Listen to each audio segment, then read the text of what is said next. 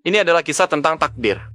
Tentang dua jiwa yang seharusnya berjalan di dunia yang berbeda, namun dipertemukan oleh penderitaan yang sama. Di sebuah lorong sempit yang basah oleh hujan, terbaring seekor makhluk yang nyaris kehabisan alasan untuk bertahan hidup. Namanya Oyen. Tubuhnya gemetar, bulunya melekat oleh air dan darah.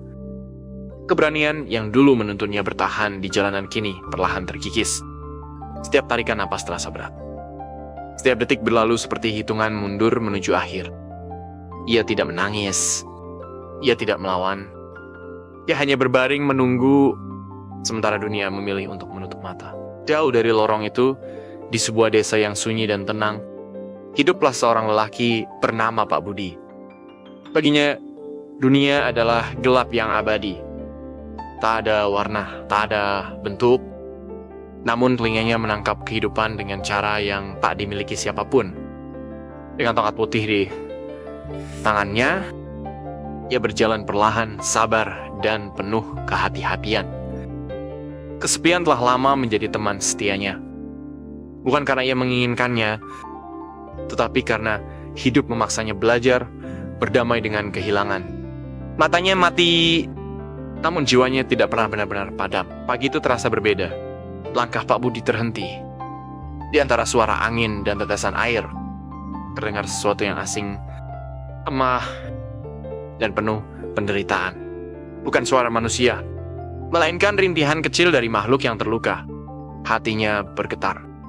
Instingnya berkata, ada yang membutuhkan pertolongan. Dengan tongkatnya, Pak Budi mulai menyusuri arah suara itu, melangkah di antara sampah dan genangan air, tanpa tahu apa yang menunggunya di ujung sana. Tongkat itu menyentuh sesuatu yang hangat dan lembut. Oyen, tubuhnya sekarat. Napasnya tipis.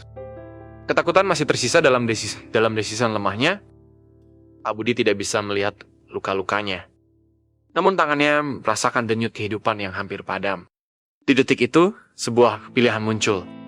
Pergi atau membawa beban ini ke dalam hidupnya yang sudah penuh sunyi. Pak Budi tidak ragu. Ia mengangkat tubuh kecil itu dengan kelembutan yang bahkan dunia belum pernah memberikannya. Di gubuk sederhana itu, penyembuhan dimulai. Tanpa mata, Pak Budi merawat dengan sentuhan. Membersihkan luka. Menenangkan ketakutan. Oyen yang awalnya tegang perlahan merasakan sesuatu yang asing. Keamanan. Malam itu, dua kegelapan bertemu. Kegelapan mata Pak Budi dan kegelapan takdir Oyen. Dan di antara keduanya, lahirlah ikatan yang tidak membutuhkan cahaya untuk tumbuh. Hari berganti minggu. Luka Oyen menutup. Nafsu makannya kembali. Ia bukan lagi kucing sekarat di lorong, melainkan penghuni rumah yang hangat. Oyen mulai mengenali irama langkah Pak Budi. Bunyi tongkatnya, napasnya. Sementara Pak Budi merasakan sesuatu yang telah lama hilang. Kehadiran. Setiap dengkuran Oyen adalah jawaban bagi kesunyian yang selama ini ia pendam. Suatu hari, Oyen memilih untuk memberi. Ia melompat ke pangkuan Pak Budi, mendengkur keras, menempelkan kepalanya ke dada lelaki itu. Itu bukan kebetulan, itu adalah pengakuan. Itu adalah janji. Oyen tidak lagi melihat Pak Budi sebagai penyelamat. Ia melihatnya sebagai rumah, sebagai pasangan dalam kesendirian yang sama. Seiring waktu, Pak Budi menyadari sesuatu yang luar biasa. Ia tidak lagi sepenuhnya bergantung pada tongkat putihnya. Karena Oyen telah mengambil peran itu. Dengan naluri dan pendengaran, Oyen memberi tanda. Tangga, jalan aman. Bahaya. Mereka berjalan bersama. Seorang pria yang tak bisa melihat, dan seekor kucing yang menjadi matanya. Di suatu senja, Pak Budi berbicara. Tentang penglihatan yang hilang. Tentang hidup yang runtuh. Tentang harapan yang tak pernah benar-benar mati. Sekarang, bisiknya, kaulah cahaya itu, Oyen. Oyen menjawab dengan dengkuran pelan. Seolah mengerti, seolah mengiyakan takdir mereka. Kisah mereka menyebar ke seluruh desa. Mereka bukan lagi sekadar penyintas. Mereka adalah pengingat bahwa kekurangan bukan akhir. Bahwa cinta tidak butuh kesempurnaan. Dan bahwa jiwa yang pernah dibuang seringkali adalah jiwa yang paling tulus mencintai.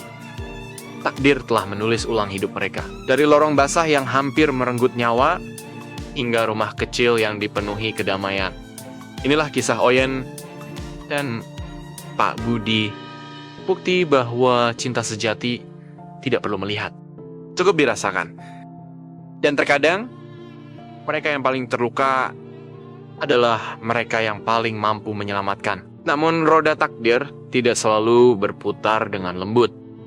Suatu malam, ketika hujan badai kembali mengguyur desa, kenangan tentang pertemuan pertama mereka seakan hidup kembali.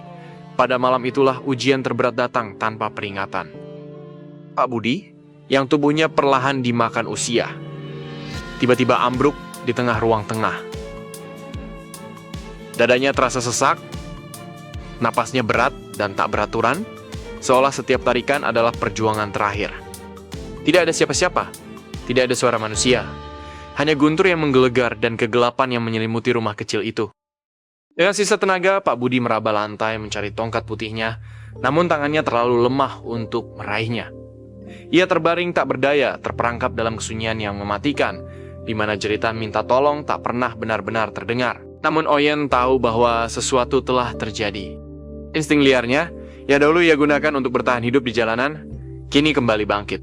Bukan untuk menyelamatkan dirinya sendiri, melainkan untuk menyelamatkan satu-satunya manusia yang ia cintai. Oyen tidak diam. Ia berlari menuju pintu depan dan mencakar kayu tua itu dengan putus asa hingga kukunya berdarah.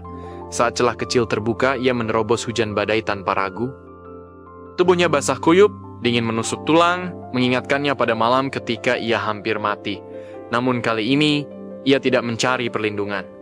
Ia berlari menembus hujan, menuju rumah tetangga terdekat. Dengan suara yang tak biasa, Oyen mengeong sekuat yang ia bisa. Sebuah jeritan minta tolong yang berusaha mengalahkan derasnya hujan dan gelapnya malam. Awalnya, para tetangga mengira itu hanya keributan biasa. Seekor kucing liar yang tersesat di tengah hujan. Namun ketika mereka melihat bahwa itu adalah Oyen, kucing Pak Budi yang biasanya tenang dan pendiam, mereka mulai merasakan ada sesuatu yang tidak beres. Mereka mengikuti Oyen yang berlari di depan, sesekali menoleh ke belakang seakan memastikan mereka tidak berhenti. Hingga akhirnya mereka tiba di rumah Pak Budi. Pintu didobrak, cahaya masuk ke dalam ruangan yang gelap. Dan di sanalah mereka menemukan Pak Budi terbaring lemah dan nyaris tak sadarkan diri. Pada malam itu, Oyen bukan sekadar hewan peliharaan. Ia adalah penjaga, penunjuk jalan, dan penyelamat. Seekor malaikat tanpa sayap yang berjalan dengan 4 kaki kecilnya. Masa pemulihan berjalan panjang dan melelahkan. Namun Pak Budi tidak pernah sendirian. Di rumah sakit desa yang sederhana, para perawat mengizinkan Oyen tetap berada di dalam ruangan. Mereka tahu bahwa obat terbaik bagi Pak Budi bukanlah pil atau suntikan, melainkan kehadiran kucing oren itu. Oyen tidur di kaki ranjang, setia menjaga, tanpa pernah benar-benar pergi, setiap detik, setiap malam, setiap napas. Ketika Pak Budi akhirnya membuka mata, hal pertama yang ia rasakan bukanlah sakit di dadanya, melainkan kehangatan di kakinya dan suara dengkuran yang lebih ia kenal daripada suara apapun di dunia ini. Kini, bertahun-tahun kemudian, kisah itu masih hidup. Jika kau berkunjung ke desa kecil itu, kau akan melihat mereka. Langkah Pak Budi semakin pelan dan bulu Oyen mulai memutih di sekitar wajahnya. Namun ikatan mereka justru semakin kuat, ditempa oleh waktu, kesetiaan, dan penderitaan yang mereka lalui bersama. Mereka mengajarkan kita satu hal sederhana. Dalam dunia yang sering kali gelap, kita tidak selalu membutuhkan mata untuk melihat cahaya. Kita hanya membutuhkan hati yang mau merasakan, dan keberanian untuk saling menyelamatkan. Inilah kisah abadi tentang Oyen dan si buta.